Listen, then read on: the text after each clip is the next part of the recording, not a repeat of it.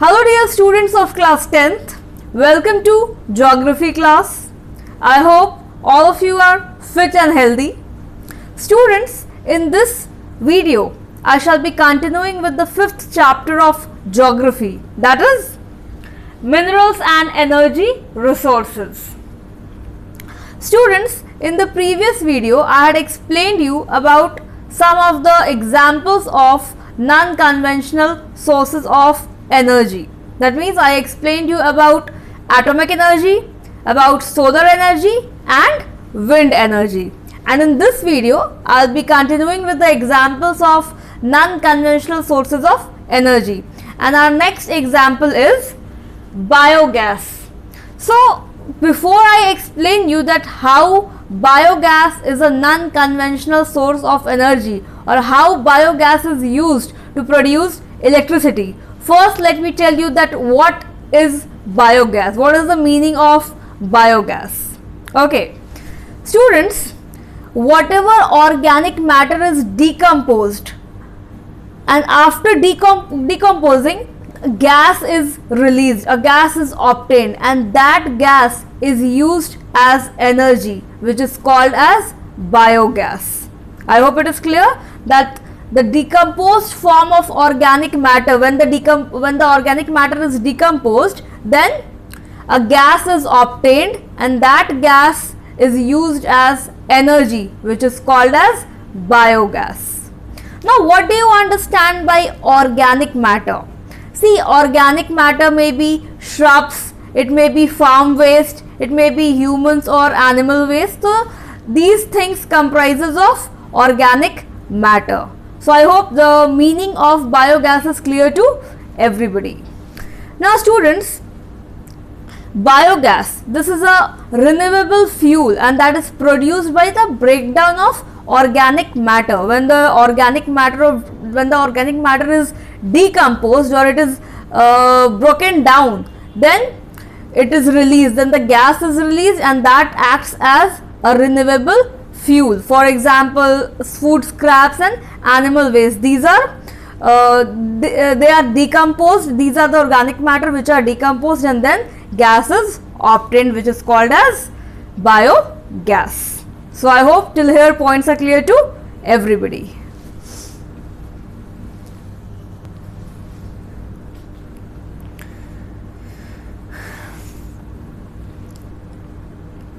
Now students, please remember that shrubs, farm waste and animal and human waste is used in order to obtain biogas.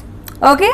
Now students, so when the organic matter is decomposed, then it would produce gas, and this is very efficient. It has a higher efficiency as compared to kerosene, dung cake or charcoal. So this is a very efficient gas. The efficiency of this gas, the efficiency of this is very high as compared to other sources. So this is basically a clean fuel and it has a higher efficiency. Okay, I hope the points related to biogas is clear to everybody. Now students, if I talk about the biogas plants, then these biogas plants, they use cattle dung and they are known as gobar gas plants in rural areas. Please remember that biogas plants use cattle dung, okay, and then they are known as gobar gas plants in the rural areas. Okay. Now students, this biogas, this is by far the most efficient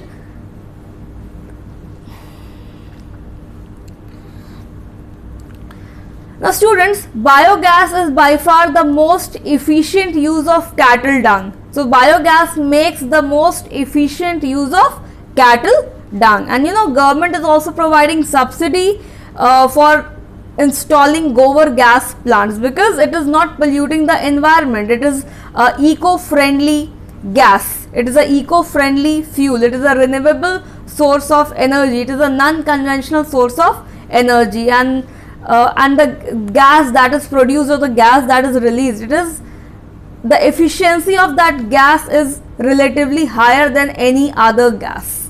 So that is why it is a clean fuel or a renewable fuel.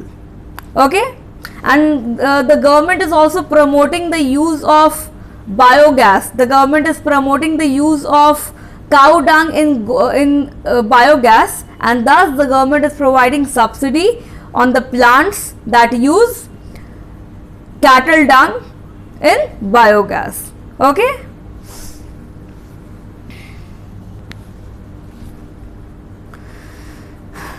Now students, let me tell you that gobar gas plant has twin benefits. That means it has two benefits, as you can see. The first benefit is it acts as a source of energy, and second is it is used as manure. So first let me deal with the first one, that is source of energy. How it acts as a source of energy. See, biogas plants, they provide domestic fuel. They provide domestic fuel, and thus they prevent the loss of trees by taking place of fuel wood. See, earlier trees were cut, and the wood obtained by cutting down of trees were used as fuel in order for domestic purposes, in order to cook food and do several activities. That means as a source of energy, a source of fuel. But now the rural people, they are more dependent on they are dependent on the biogas in order to get their domestic fuel, as a result of which trees are not cut to that extent. Now biogas has taken the place of fuel wood, so as a result of which environmental degradation has been reduced to some extent. So this is the first benefit. Now the second benefit is it is used as manure. Now how it is used as manure? See, if I talk about the cow dung cakes, earlier they were burnt, and when cow dung is burnt, it releases a gas that is called as methane, which is not good for our environment. It causes pollution to our environment. But now the cow dung can be used as manure for agriculture purposes. So the manure of gobar gas, it has the capacity to increase the strength of the soil, and it can improve the productivity in agriculture. So that can now be used as manure for agriculture purposes. So I hope that the points related to biogas is clear to everybody. Now students, I'll be explaining you about the next non-conventional source of energy, that is tidal energy. Now I'll explain you that how with the help of tidal energy electricity is produced or electricity is generated.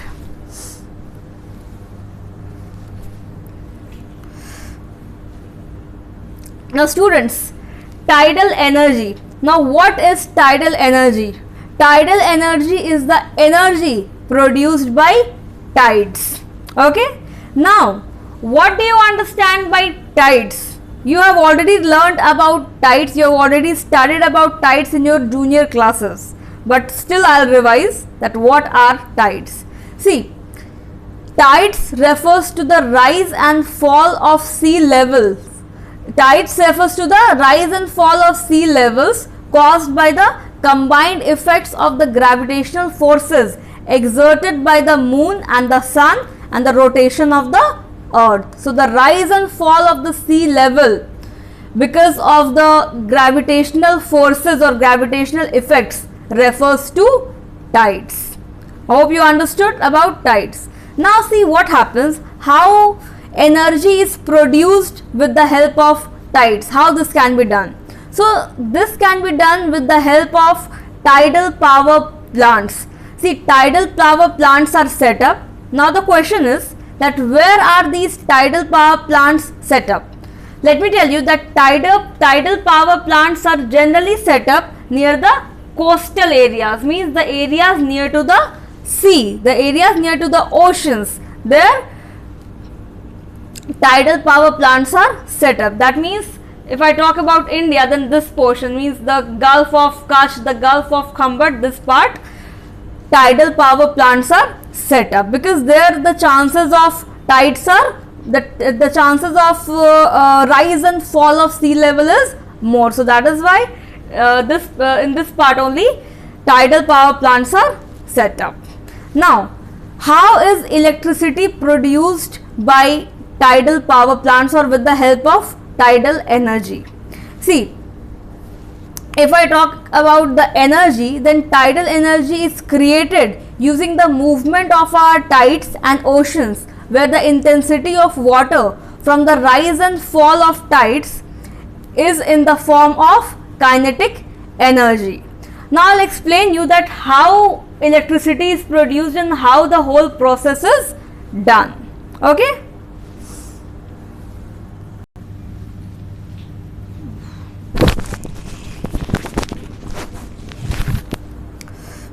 Now students, I will be explaining you the whole process how tidal energy is generated and how electricity is produced from tidal energy. So as you can see the map of India, this part, that means this part is called as the inlet. These parts are called as the inlet areas. That means the areas from where water can get inside and it can come outside. So what happens? Gates are constructed in this part, means in the inlet areas gates are constructed. So what happens? During high tides, water gets inside the inlet areas and water gets trapped, and when the water goes inside the inlet area, then the doors of the gates of the gates are closed, okay, during high tides when water goes inside the inlet area. And when there are low tides, then the water that is present inside the inlet area, that water is treated or that water is used. Now how that water is used? See, inlet area is there and the gate is closed, and just after that the gate is attached with pipes. There are several pipes through which the inlet area is attached or the gates are attached, and just after the pipes there are turbines. Okay, just after the pipes there are turbines. So what happens when what happens during the low tides? Water comes outside. When there are low tides, water comes outside with the help of these pipes. That means the water is channelized. Okay, it comes out in a proper channel, in a proper medium, and then that water rotates the turbines that are built just after the pipes. And when the turbines are rotated, then what happens? Energy is produced, and that energy is used to generate electricity. So I hope you understood that how with the help of tidal energy, how with the help of tides, electricity is generated.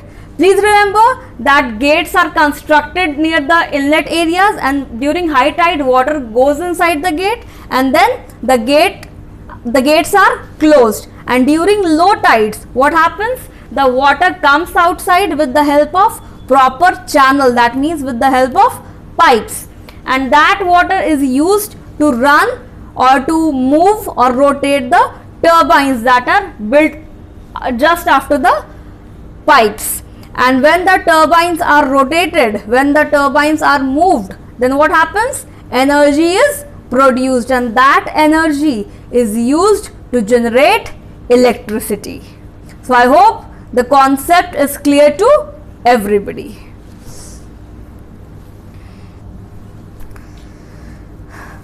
Now students, let me tell you that where tidal energy is produced in India. So in India, Gulf of Kutch, Gulf of Khambat and Gangetic Delta in Sundarban regions of West Bengal provide ideal conditions for utilizing tidal energy, because here inlet areas are built, here inlet areas or inlets are made or constructed.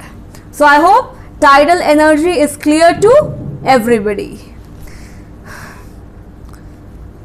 Now students, let me come to the last example of non-conventional source of energy, that is geothermal energy. Now I will explain you that how with the help of geothermal energy electricity is produced.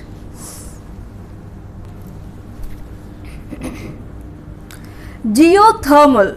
See, geo means earth and thermal means heat. That means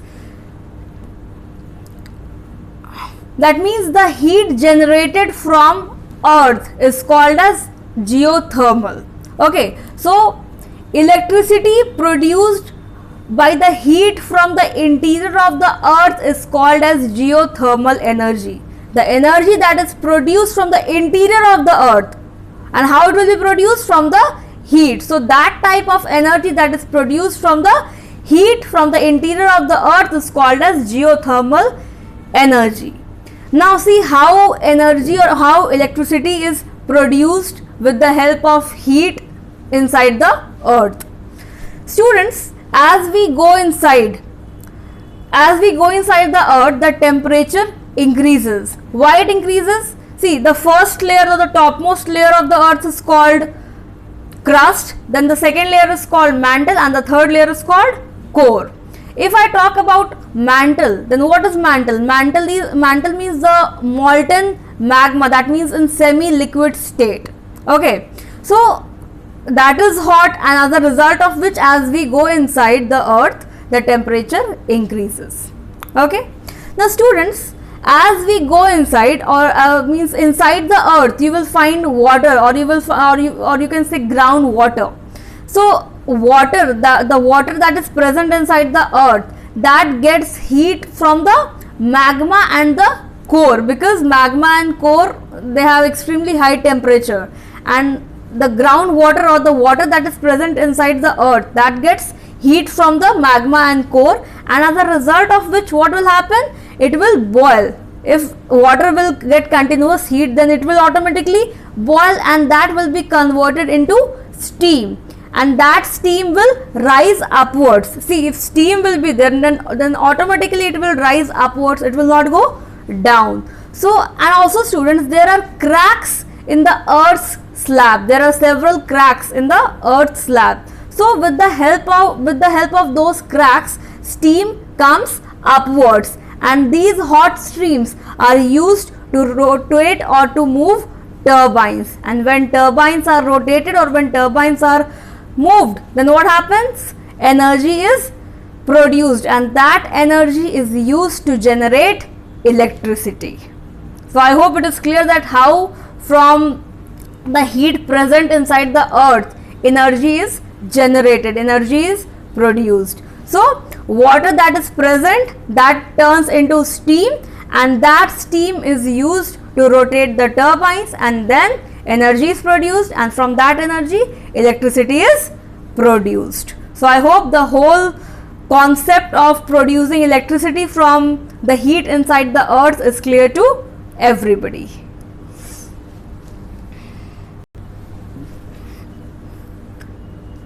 Now students, let me tell you that there are two experimental projects in India. The first is in the Parvati Valley near Manikarn in Himachal Pradesh, and second is located in the Puga Valley in Ladakh. So I hope all the points related to geothermal energy is clear to everybody. So students, in the next video I'll be explaining you the last topic of this chapter, that is conservation of energy resources. Till then, thank you so much and be safe.